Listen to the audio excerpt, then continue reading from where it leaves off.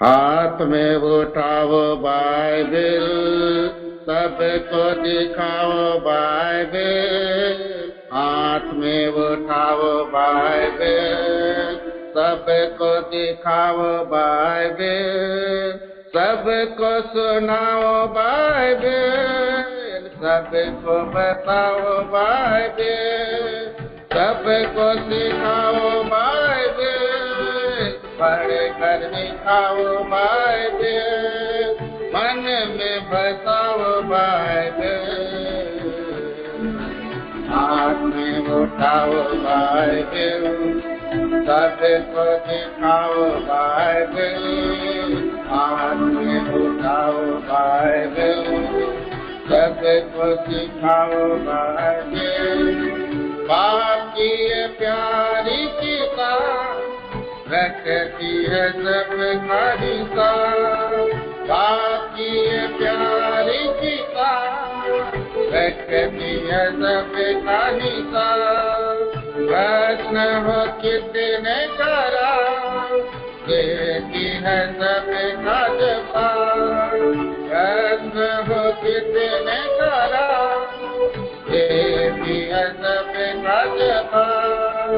देती है सबका जवाब।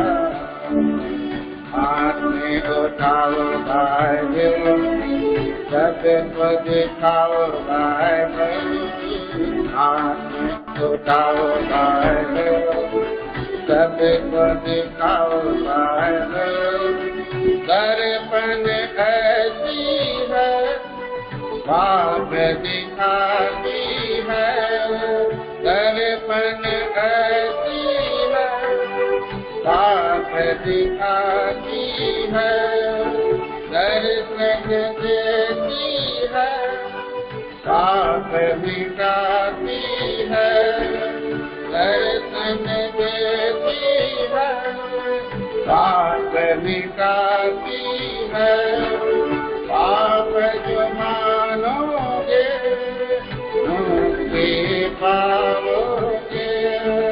पाप जो मानोगे मुक्ति पाओगे।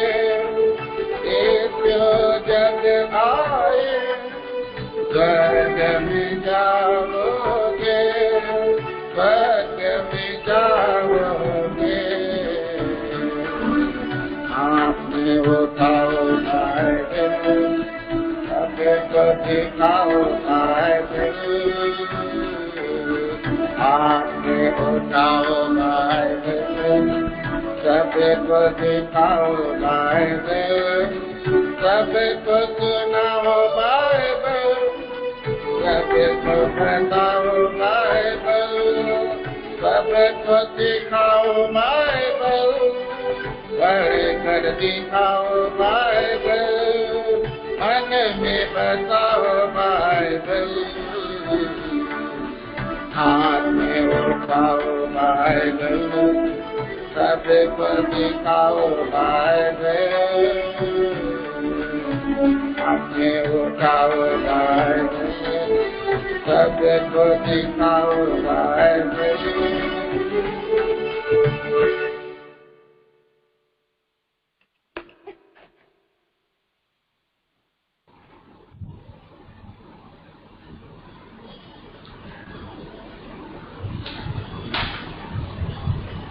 Praise the Lord. जय मसीह। Praise the Lord. I greet you all in the precious name of our Lord and Savior Jesus Christ. मैं प्रभु यीशु मसीह के नाम में आप सबों को हार्दिक अभिनंदन करता हूँ। We thank God for the provision made this evening to come around to God's word and meditate. प्रभु का हम धन्यवाद देते हैं आपके संध्या के समय में उन्हें जो दिया है कि हम परमेश्वर के वचन के सुनाए जाए। This evening we are going to meditate from book of Revelation chapter 2 verses 8 to 11. आज हम बाइबल से हम देखेंगे प्रकाशित दूसरा अध्याय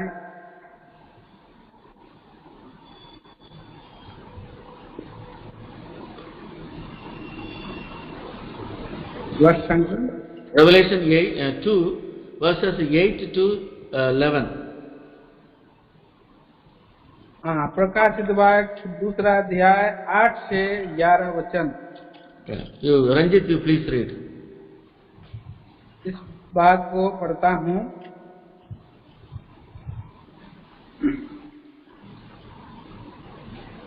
सुमुरना की कलीसिया के स्वर्गदूत को यह लिख, जो प्रथम और अंतिम है, जो मर गया था और अब जीवित हो गया है, वह यह कहता है कि मैं तेरे क्लेश और दरिद्रता को जानता हूँ, परंतु तू धनी है, और जो लोग अपने आप को यहूदी कहते हैं और हैं नहीं पर शैतान की शोभा हैं, उनकी निंदा को भी जानता हूँ।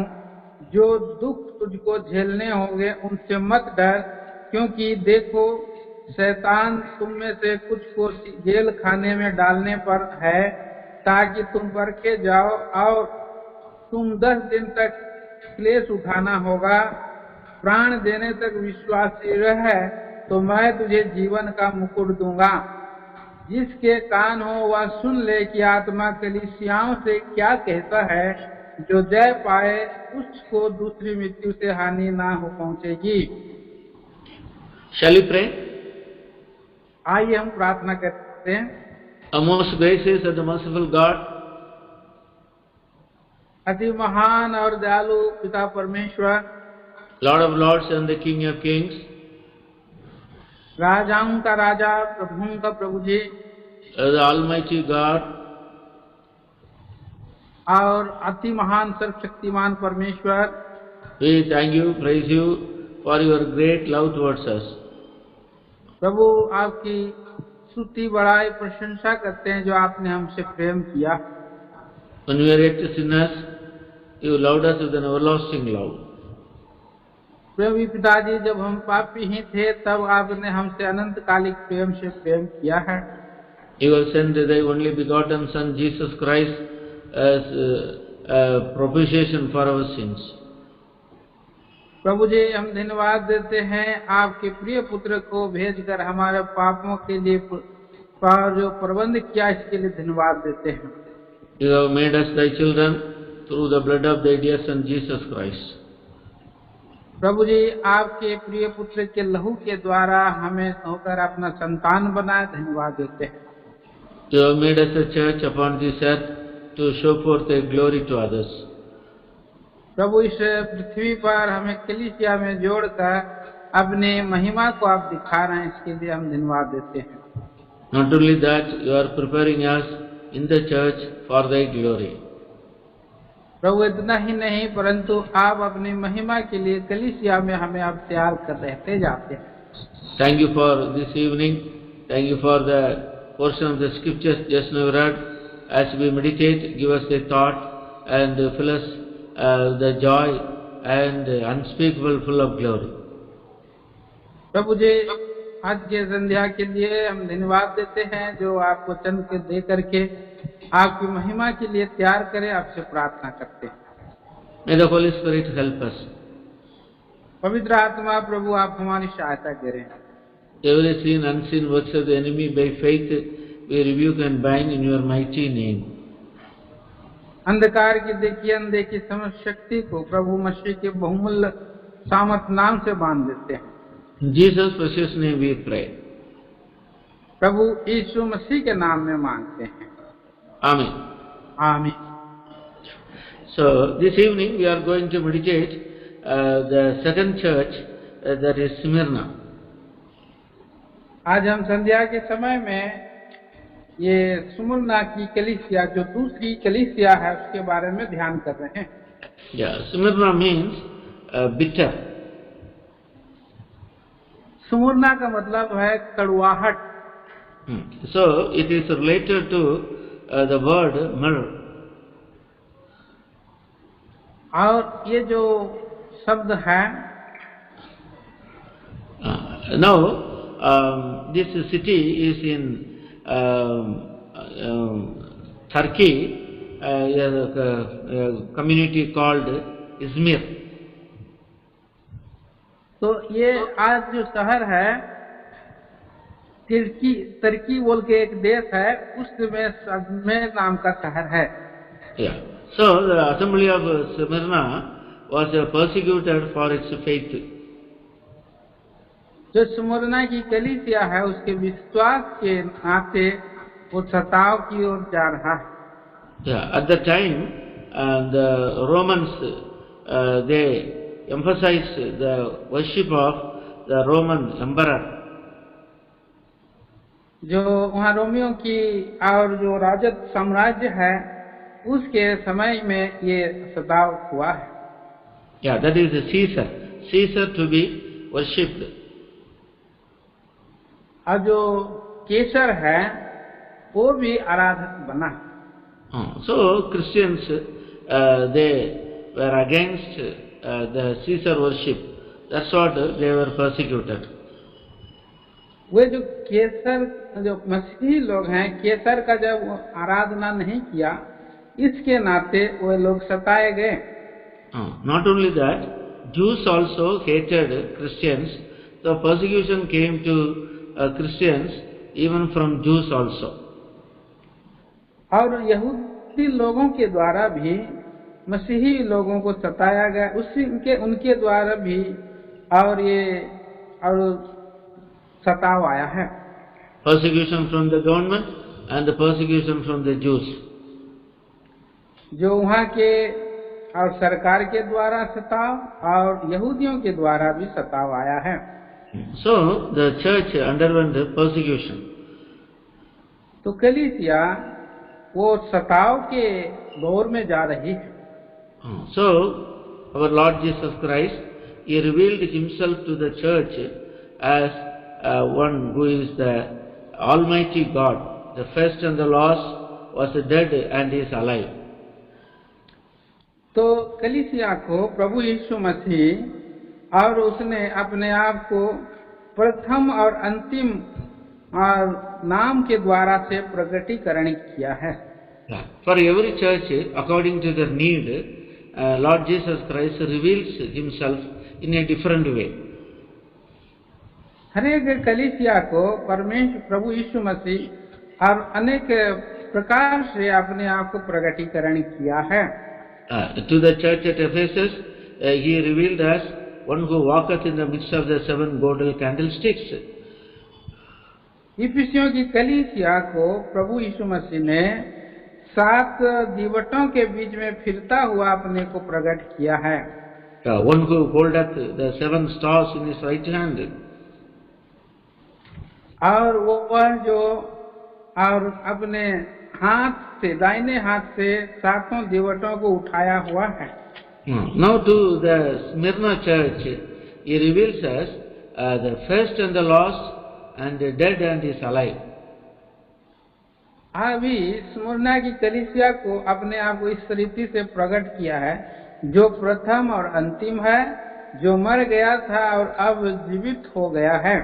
In Revelation 1:8 also it is mentioned, I am Alpha and Omega, the beginning and the ending, said the Lord, which is and which was and which is to come, the Almighty. प्रकाशित वाक्य पहला अध्याय का 8 पद में भी ये पद लिखा है, प्रभु परमेश्वर जो है और जो था और जो आने वाला है, जो सर्वशक्तिमान है, वह कहता है मैं ही अल्फा और ओमेगा हूँ। So Alpha and Omega are the first and the last letters of Greek alphabet. जो ये अल्फा और ओमेगा ये शब्द है, ये ग्रीक का और शब्द है।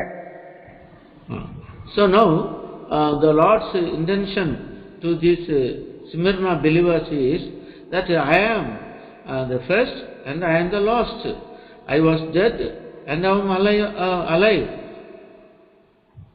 तो प्रभु इस बात को वहाँ इशारा करता है, दिखलाता है और कहता है स्मुरना की कलीसिया को, जो प्रथम और अंतिम है और जो मर गया है था और अब जीवित होगा, इस रीति से अपने आप को प्रकट कर रहा है।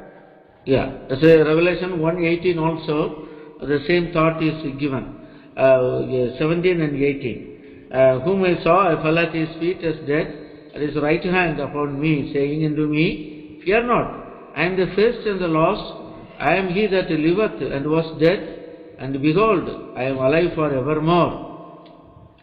प्रकाशित वाक्य पहला अध्याय के 17-18 पद में भी यही विचार को हम देखते हैं। लिखा है, जब मैंने उसे देखा तो उसके पैरों पर मुर्दा सा गिर पड़ा।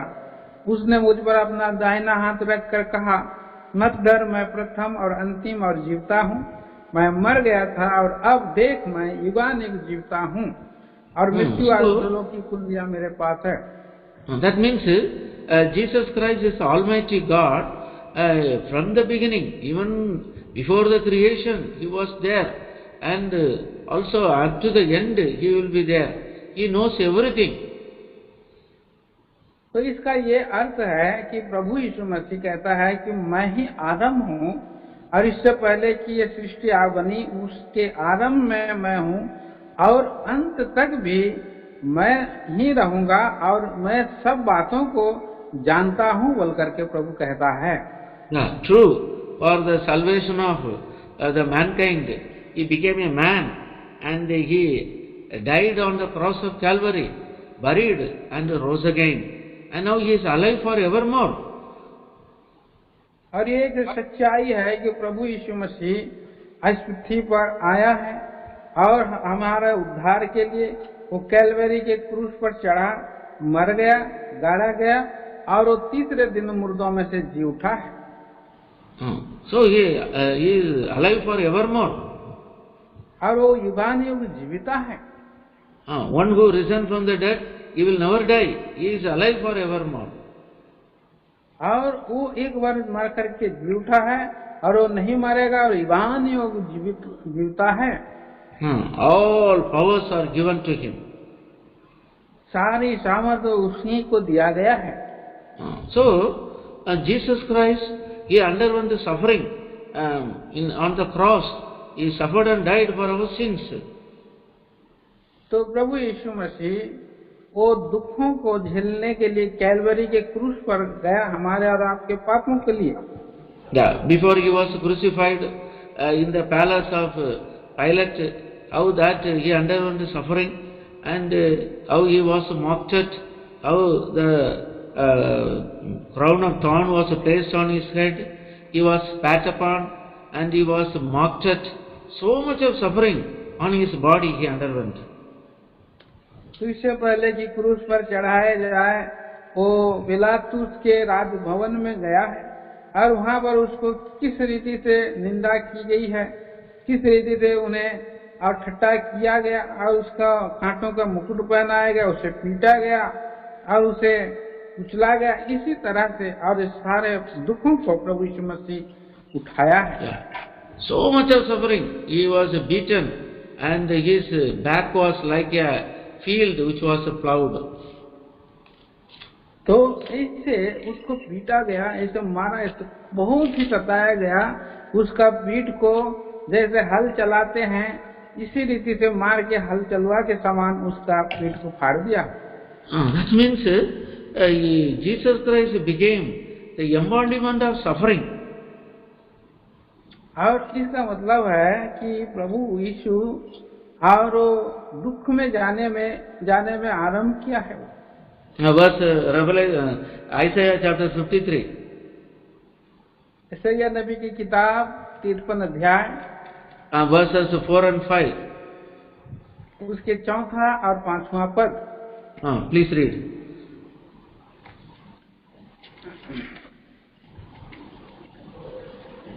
यशायाह की किताब 53 अध्याय और 4 और 5।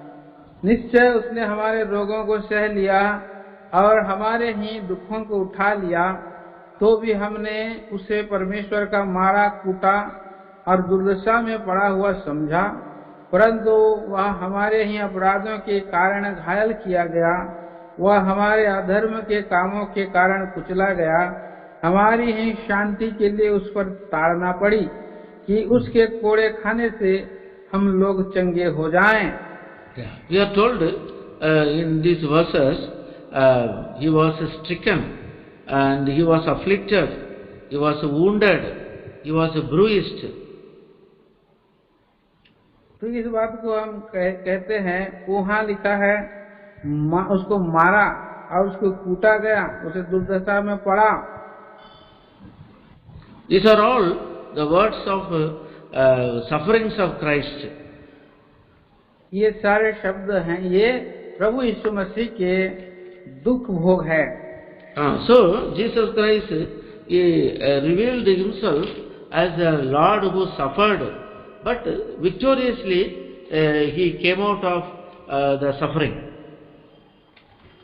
तो यहाँ हम देखते हैं कि प्रभु यीशु मसीह के बारे में, और प्रभु होकर वो उस दुख में गया और दुख में से हो करके वहाँ से वो निकल करके आया है। Yeah, that means you people, believers at Smyrna, you are going to suffer, but before that you know that I know what is suffering and I will help you in your sufferings. तो इसका अर्थ है, Smyrna को ये बतला रहा है प्रभु यीशु मसीह कि जब आप दुख में जा रहे हो तो इससे पहले आप दुख में गए हो, मैं दुख में गया हूँ और मैं दुख में आपको और सहायता करने के लिए तैयार हूँ। Then verse 9, Revelation 2 verse 9. प्रकाशित वाक्य 2 अध्याय 9 पद। He says, I know their works and tribulation and poverty, and I know the blasphemy of them which they say are Jews and are not, but are the synagogue of Satan. कहता है, मैं तेरे क्लेश और दरिद्रता को जानता हूँ, परंतु तू धनी है, और जो लोग अपने आप को यहूदी कहते हैं और हैं नहीं, पर शैतान की सभा हैं, उनकी निंदा को भी जानता हूँ। Here we are told, God knoweth everything. अब यहाँ हम पढ़ते हैं, सुनते हैं कि परमेश्वर सब कुछ जानता है। He is the Lord, He watcheth over us, His eyes are upon the righteous. तो वो ऐसा प्रभु है और सब कुछ देखता है और उसकी दृष्टि धर्मियों पर लगी रहती है।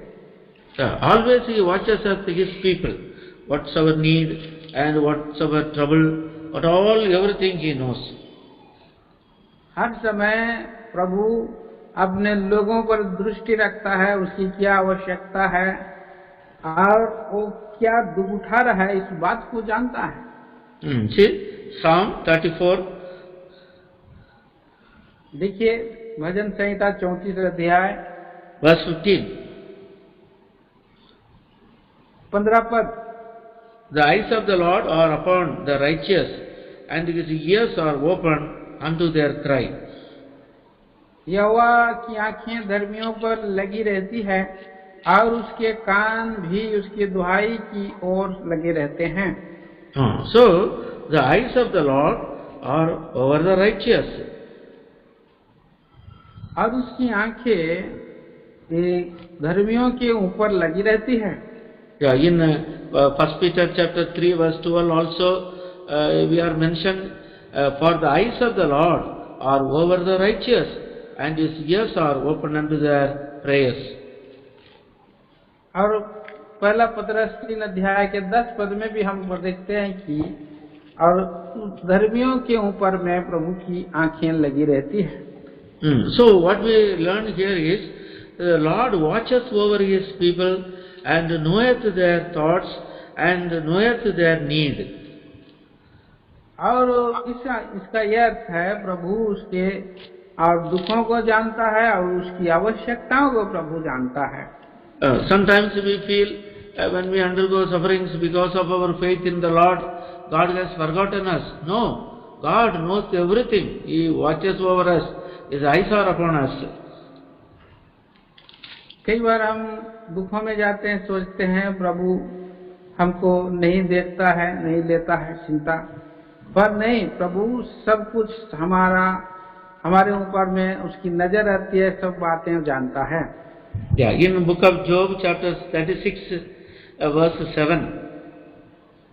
आयुब की किताब उसका 36 अध्याय का 7 पद में भी हम पढ़ते हैं। Yeah, He withdraweth not His eyes from the righteous. Chhattisgarh 7 में परमेश्वर और उसकी आंखें लगी रहती है। So that means always he watcheth over. He will not remove his eyes from his people. वो हर समय उसकी आंखें अपने लोगों के ऊपर में लगाए रहता है और उसको बिना देखे नहीं रहता है। Yeah. So here at the time when Christians mostly first they came from Jews, then other community people, Greeks, they came to the Lord. और इसके कारण पहले प्रभु के पास यहूदी लोग आए हैं, उसके पीछे यूनानी लोग आए और दूसरे लोग आए हैं। Other than Jews were called as Gentiles. जो यहूदियों से अलग उसको अन्य जाति के रूप में बतलाया गया है। So these Christians, they were rejected by the Romans as well as rejected by the Jews.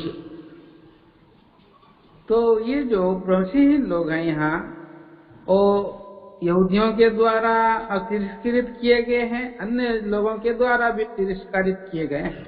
Yeah, they are rich. Actually, they are rich people, but they were not given opportunity in the society because they did not worship Caesar. तो वास्तव में ये धनी लोग हैं, परंतु उन्होंने जो है और केसर को उन्होंने आराधना नहीं किया, महत्व नहीं दिया है। So that's what you said. They are made poor. Though they are rich, they are made poor because of their faith in Lord Jesus Christ. प्रभु यीशु मसीह के विश्वास करने के कारण वे लोग धनी होते हुए भी दरिद्रता और क्लेश में जा रहे हैं। And the Jews also, they were not walking according to the law of Moses. They call themselves as Jews, but they are not walking according to the word of God. So calling them as Jews, but not walking according to the law of God. तो ये यहूदी लोग भी जो मूसा का जो आज्ञा है, 10 आज्ञा नियम है, और वो यहूदी तो हैं लेकिन उसके नियमों को पालन नहीं करते हैं, प्रभु के वचन के अनुसार नहीं चल रहे हैं। They, see, verse 9, you are told the last, which are the Jews, but they are not. But they are the synagogue of Satan. तो यहाँ आखिर 9 अध्याय का आखिरी चरण में पढ़ते हैं, वो तो यहूदी कहते हैं पर है नहीं, पर वो शैतान की सभा है। So we are living sometimes with a discouragement. People, they call themselves as Christians. Sometimes they don't walk according to the word of God, as they live a worldly life. तो इसलिए हम देखते हैं कि हाँ, और कुछ मसीही लोग ऐसे होते हैं, वो क्रिश्चियन मसीही कहलाते हैं, परंतु प्रभु के अधीनता वचन के अनुसार नहीं जीते हैं और संसारिक जीवन बिताते हैं। So there are many preachers these days and many so-called believers. They have the name, they are Christians, but they deny the power of it, and because of them, the name of the Lord is blasphemed. तो आज हम देखते हैं बहुत सा ऐसे प्रचारक हैं और विश्वासी हैं जो कि प्रभु का नाम को और नाम धराई के रूप में हैं, और वे लोग प्रभु का नाम की निंदा करते हैं। Yeah, so no testimony in their personal lives. उनके व्यक्तिगत जीवन की कोई भी गवाही नहीं है। So because of that also, we true believers, we undergo sufferings in our lives. और वो की मसीही होने के कारण और इसी रीति से सताव में भी जा सकते हैं। Yeah, true believers many times they suffer because of the wrongdoing of the believers not walking according to the word of God. और जो सच्चे विश्वासी होते हैं वो सताव में जा सकते हैं, परंतु बहुत विश्वासी लोग हैं प्रभु के वचन के अनुसार नहीं चलते हैं। So we must be very careful, whether they follow the word of God or not, and we must stick to the word of God and through our faith, we have to undergo some sufferings in our lives. तो हमें बहुत सावधान रहना है, प्रभु के वचन के अनुसार जाना, क्योंकि रास्ताओं में जा सकते हैं लेकिन प्रभु के वचन के अनुसार हमें चलना है। Yeah, the Lord says about the suffering which they are going to face. और प्रभु का वचन कहता है जो सताए जाए, जो भक्ति के साथ जीवन बिताते हैं वो सताए जाते हैं। Yeah, verse 10. 10 पद। Yeah. Please read. जो दुख तुझको झेलने होंगे उनसे मत डर, क्योंकि देखो शैतान तुम में से कुछ को जेल खाने में डालने पर है ताकि तुम परखे जाओ, और तुम्हें 10 दिन तक क्लेश उठाना होगा। प्राण देने तक विश्वासी रहे तो मैं तुझे जीवन का मुकुट दूंगा। Yeah, the Lord says, fear none of those things which thou shalt suffer. और प्रभु का वचन कहता है कि उनसे मत डर जो वस्तुएं हैं। You have to undergo some sufferings, but you don't bother about the sufferings. तो जबकि तुमको दुख झेलने होंगे, परंतु उस दुखों से डरने का नहीं है, मत डरो। The devil brings sufferings, bodily sufferings, afflictions in a believer's life. तो शैतान जो है और सांसारिक दुख सताव में शैतान ले जाना चाहता है। Yeah, so from the beginning of the church, we find sufferings for the children of God and the minister of word of God. तो हम आरंभ से ही देखते आए हैं, जो मसीही लोग हैं, सच्चे विश्वासी लोग हैं, प्रभु के वचन के नाते वो दुख और क्लेश उठाते जाते हैं। All the disciples of the Lord suffered, and the first church suffered. Whenever, wherever there are believers, they underwent sufferings, persecution in their lives. और प्रभु के चेले और पुराने पहले शताब्दी की कलीसिया और जहाँ कहीं भी और प्रभु के वचन के नाते दुख और क्लेश में चले गए हैं। So we need not worry about the sufferings which we face because we are Christians. और हमें इस बात की और डरना नहीं है, चिंता नहीं करना है कि दुख उठाना होगा। As a children of God, and we have to undergo sufferings because the adversary, the devil, he persecutes God's people. तो ये परमेश्वर के संतान होने के नाते, विश्वासी होने के नाते, और शैतान अपने और मसीह लोगों को दुख देना चाहता है। Yeah, so the Lord Jesus Christ himself, he told about the suffering to the children of to his disciples, how they have to suffer so many things in their lives. और प्रभु यीशु मसीह भी सताव के बारे में अपने चेलों से कहा कि बहुत सारी बातें हैं और उनकी दुख उठाना होगा, बोलकर उन्होंने कहा है। Yeah, those who persecute believers, they think they are doing God's service. और जो परमेश्वर के और सेवा करने वाले लोग हैं, विश्वासी लोग हैं, और उनका ये विचार है कि सोचते हैं कि उनको दुख उठाना होगा। So sufferings are the integral parts of a believer's life. और ये जो दुख है विश्वासियों के लिए एक आंतरिक एक भाग है। Yeah, sufferings. Not only that, we are called to receive salvation, but also called to suffer. तो दुख आता प्रभु का वचन में हम पढ़ते हैं कि न केवल हम उद्धार पाए प्रभु के वचन के लिए, परंतु दुख उठाने के लिए भी हम बुलाए गए हैं। Yeah, see 1 Peter chapter 4. देखिए पहला पत्रस 4 अध्याय verse 13. 13 वचन। But rejoice in so much as ye are partakers of Christ's suffering, that when his glory shall be revealed, ye shall be glad also with exceeding joy. पर जैसे जैसे मसीह के दुखों में सहभागी होते हो, आनंद करो, जिससे उसकी महिमा के प्रकट होते समय भी तुम आनंदित और मगन हो। Verse 16.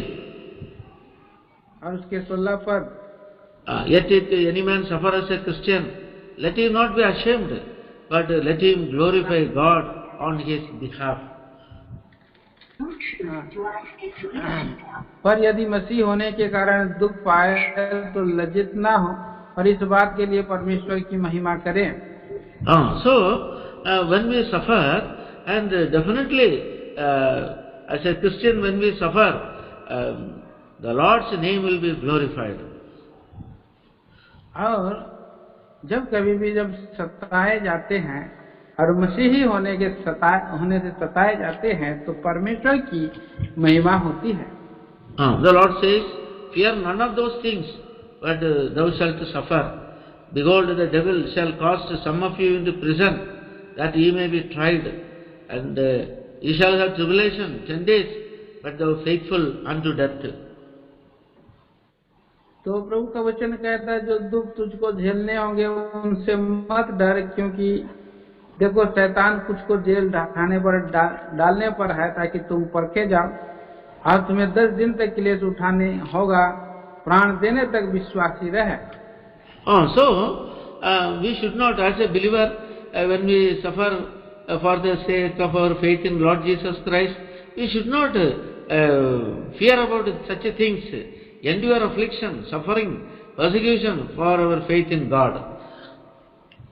तो हम विश्वासी होने के नाते हम देखते हैं कि हमें जो दुख और क्लेश आएंगे उससे डरना नहीं है, और अंत तक विश्वास योग्य और उसमें बने रहना है।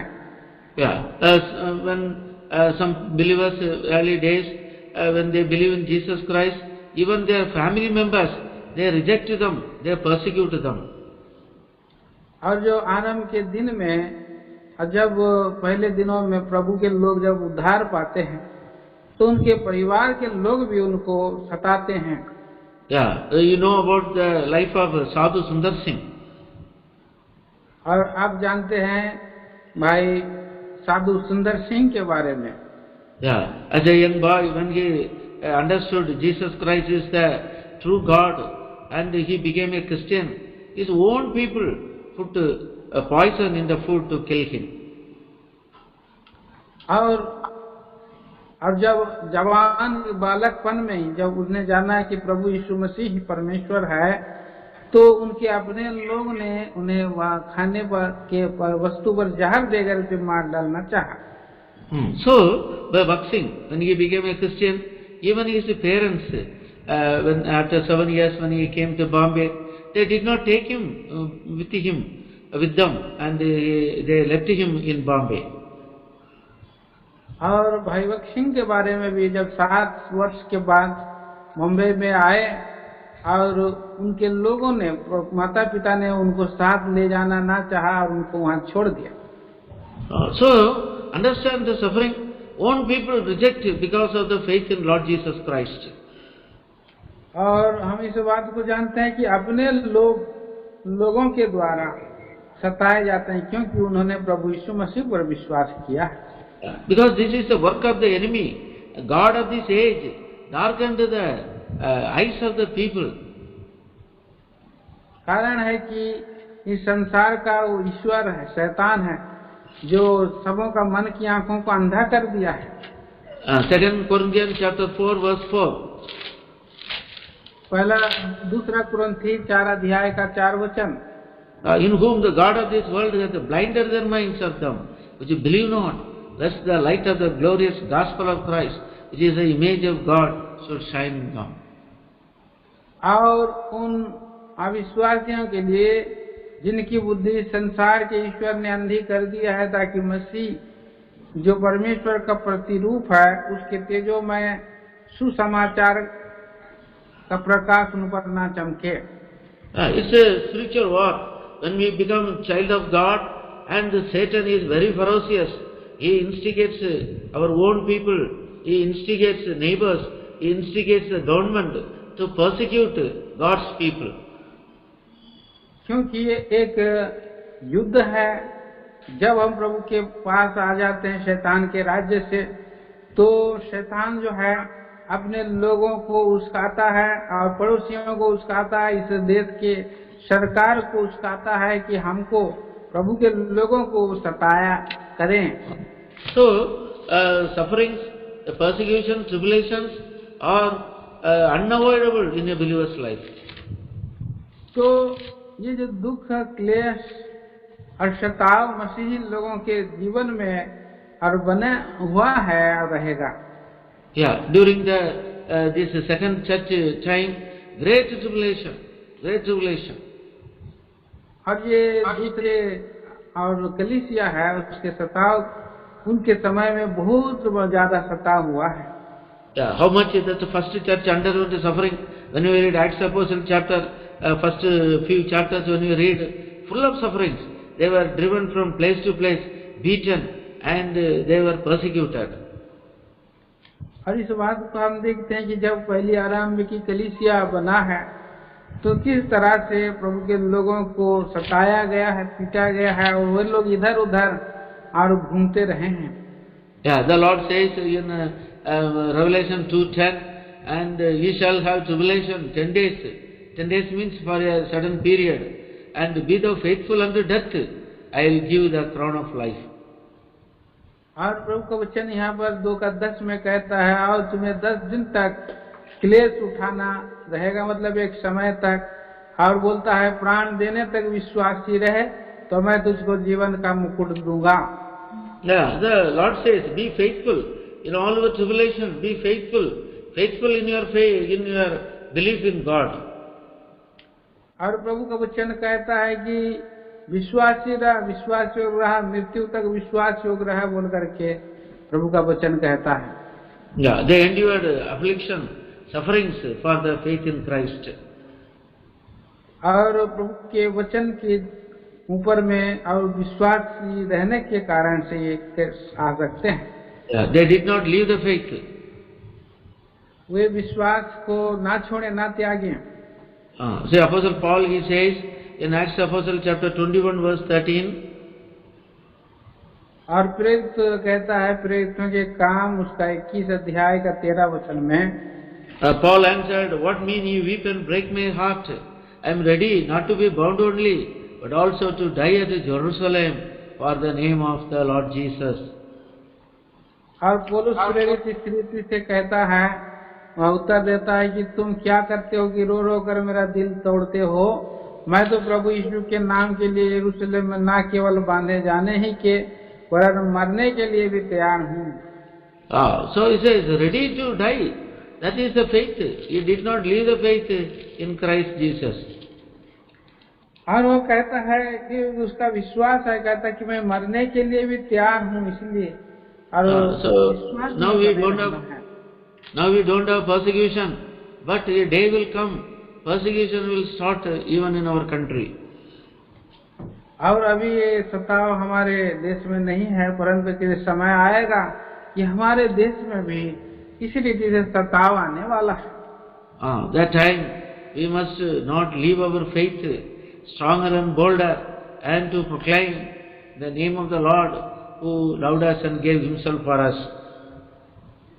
और उस समय हमें विश्वास योग बने रहना, प्रभु को नहीं छोड़ना है, और हमें सामर्थ्य में और के साथ खड़े रहना है, जिसने प्रभु अपने आप को दे दिया है हमारे पापों के लिए।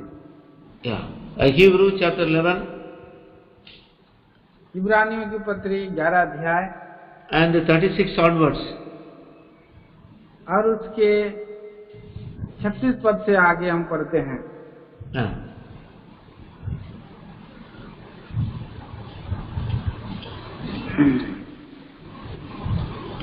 कई एक टट्टों पर में उड़ाए जाने और कोड़े खाने वरन बांधे जाने और कैद में पड़ने के द्वारा परखे गए, पथराव किए गए, आरे से चीरे गए, उनकी परीक्षा की गई, तलवार से मारे गए, वे कंगाली में और क्लेश में और दुख भोगते हुए भेड़ों और बकरियों की खाले ओढ़े हुए इधर उधर मारे मारे फिरे, और जंगलों और पहाड़ों और गुफाओं में और पृथ्वी के दरारों में भटकते फिरे। These are the sufferings. ये सब पर ये है दुख है। So Paul he says, I suffered more. Paul कहता है कि मैं बहुत अधिक सताया गया हूँ। But yet I am in the faith. फिर भी अभी भी मैं विश्वास में बना हूँ। 2 Corinthians chapter 11 he says about his sufferings. और 2 कुरिन्थी 11 अध्याय में उसके दुख भोग के बारे में, सताव के बारे में लिखता है। Verse 23 onwards. 23 वचन से आगे हम पढ़ते हैं। क्या वे ही मसीह के सेवक हैं? मैं पागल के समान हूँ, मैं उनसे बढ़कर हूँ। अधिक परिश्रम करने में, बार बार कैद होने में, कोड़े खाने में, बार बार मृत्यु के जोखिमों में। 5 बार मैंने यहूदियों के हाथ में से 39 कोड़े खाए। 3 बार मैंने बेटे खाई। 1 बार मुझ पर पथराव किया गया। 3 बार जहाज जिन पर मैं चढ़ा था टूट गए। रात दिन मैंने समुद्र में काटा। मैं बार बार यात्राओं में, नदियों के जोखिमों में, डाकुओं के जोखिमों में और जाति वालों के से जोखिमों में, अन्य जातियों से जोखिमों में, नगरों के जोखिमों में, जंगल के जोखिमों में या समुद्र के जोखिमों में, झूठे भाइयों के जोखिमों में रहा। So much of sufferings. तो बहुत सारे ये दुख हैं। But yet he says, nothing shall separate me from the love of Christ. लेकिन वो कहता है कि मुझे कोई भी वस्तु मसीह के प्रेम से सताव अलग नहीं कर सकती है। That is the faith. That is the faith in God. और ये विश्वास है प्रभु के, परमेश्वर के प्रति। Romans 8:35. रोमियो की पत्री और 8 अध्याय का 35 वचन। Who shall separate us from the love of Christ? Shall tribulation or distress, persecution or famine, or nakedness or peril or sword? कौन हमको मसीह के प्रेम से अलग करेगा? क्या क्लेश या संकट या उपद्रव या अकाल या नंगाई या जोखिम या तलवार? Verse 39 he says, nor heights, nor depths, nor any other creature shall be able to separate us from the love of God which is in Christ Jesus our Lord. 39 पद, ना गहराई और ना कोई और न सृष्टि हमें परमेश्वर के प्रेम से जो हमारे प्रभु मसीह यीशु में है अलग कर सकेगी। Why? क्यों? Because Jesus Christ they loved more than their lives. क्योंकि प्रभु यीशु अपने जीवन से भी ज्यादा हमसे प्रेम किया। The Lord has promised for the church about the crown of life. और कलीसिया के बारे में प्रभु यीशु मसीह ने प्रतिज्ञा किया है, जीवन का मुकुट के बारे में कहा है। Revelation 2:10. प्रकाशित वाक्य 2 अध्याय का 10 वचन। Be thou faithful unto death, I will give thee a crown of life. कहता है, प्राण देने तक विश्वासी रहे तो मैं तुझे जीवन का मुकुट दूंगा। So he says, the Lord says, I will give you the crown of life. और वो कहता है, प्रभु कहता है, मैं तुझे जीवन का मुकुट दूंगा। So when we suffer for the Lord, definitely the Lord will reward us. और जब हम प्रभु के नाते, प्रभु के कारण दुख उठाते हैं तो प्रभु जो है कि निश्चय उसका प्रतिफल और इनाम देता है। The Lord will never allow his people to suffer. और प्रभु उस सारे क्लेश को आने देता है। Paul he says in 2 Timothy chapter 4, the crown of righteousness is laid for me. और पौलुस प्रेरित कहता है 2 तिमोथी 4 अध्याय के 6 वचन से आगे कि धार्मिकता का मुकुट मेरे लिए रखा गया है। Verses 7 and 8. उसके 7 और 8 पद में 2 तिमोथी 2 Timothy 4, 7 and 8. 7 और 8। मैं अच्छी कुश्ती लड़ चुका हूँ, मैंने अपनी दौड़ पूरी कर ली है, मैंने विश्वास की रखवाली की है। भविष्य में मेरे लिए धर्म का वह मुकुट रखा हुआ है, जिसे प्रभु जो धर्मी और न्यायी है मुझे उस दिन देगा, और मुझे ही नहीं वरन उन सबको भी जो उसके प्रकट होने को प्रिय जानते हैं। He says, I have fought a good fight and I have finished my course. I kept the faith. वो कहता है, मैं अच्छी कुश्ती लड़ चुका हूँ, मैंने अपनी दौड़ पूरी कर ली है और मैंने विश्वास की रखवाली की है। Yeah, some form or other, the devil brings persecution or tribulation in a believer's life. और इस रीति से सब लोगों को, कुछ लोगों को शैतान ऐसे परीक्षा में डालेगा, गिराएगा और विश्वासी जीवन में लाएगा। So we must be faithful unto the death. तो हमें और मृत्यु तक विश्वास योग्य बने रहना है। A day may come even in our country to challenge our faith. We must stand firm in our faith, like Daniel, like Shadrach, Meshach and Abednego.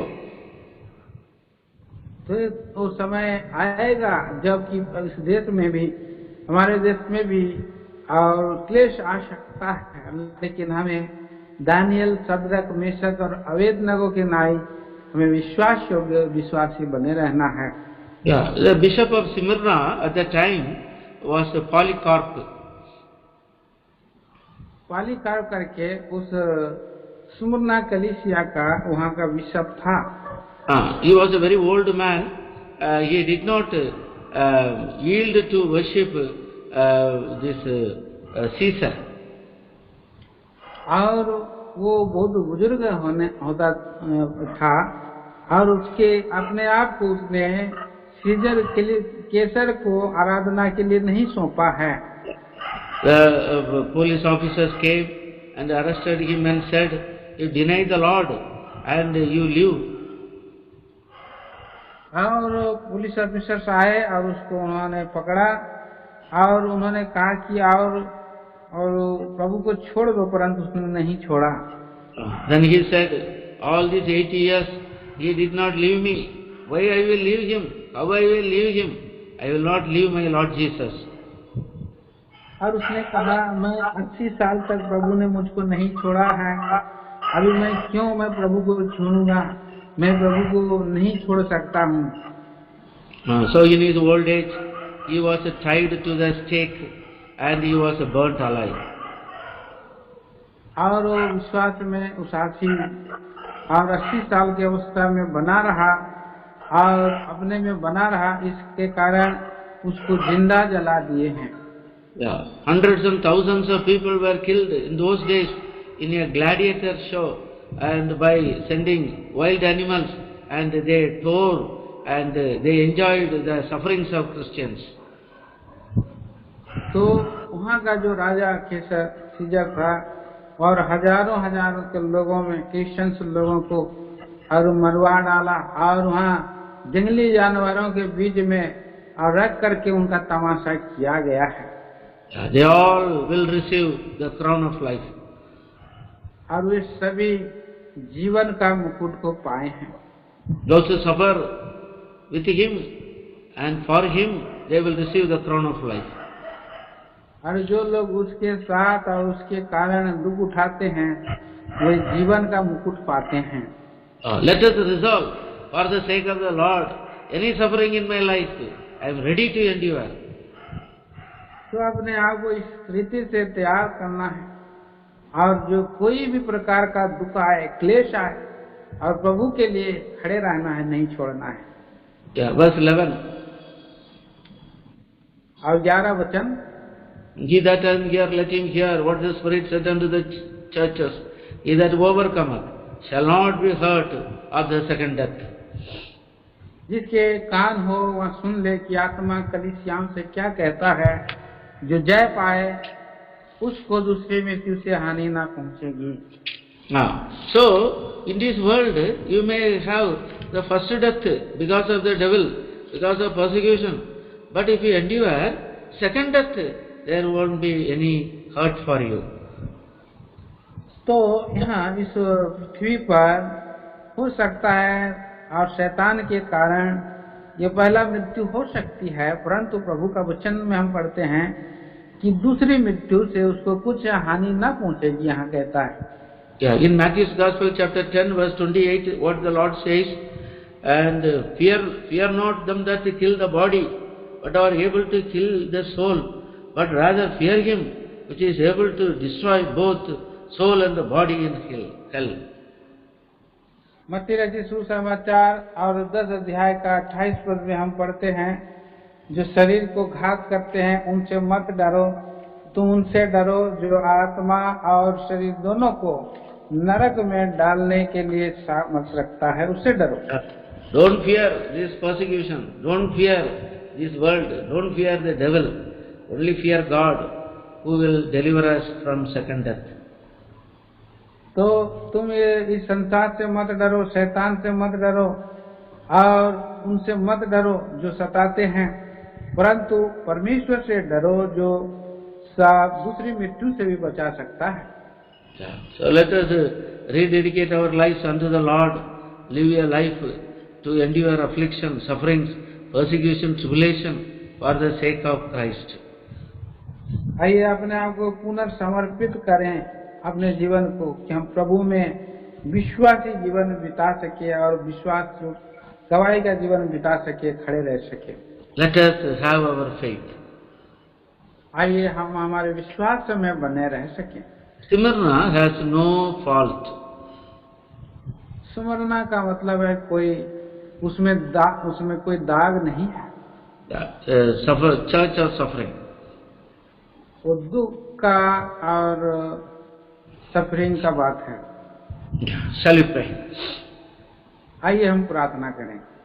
All loving Father, most gracious and merciful God, we thank you and praise you for the meditation of the Word of God from the church at Smyrna. हमारे जीवित और प्रेमी परमेश्वर, हम धन्यवाद देते हैं प्रभु के वचन के लिए जो आपने हमें स्मुरना की कलीसिया के बारे में बताया, इसके लिए हम धन्यवाद देते हैं। What all we have meditated, we may preserve in our hearts and we may endure affliction, suffering and persecution for our faith in Christ Jesus. और जो कुछ भी वचन हमने सुना है हमारे हृदय में छुपाए रखने के लिए आप ऐसा मदद करें, और जो दुख और क्लेश कष्ट आएंगे उसमें हमें प्रभु जी और खड़े रहने के लिए आप बड़ी सहायता करें कि आपका महिमा कर सकें।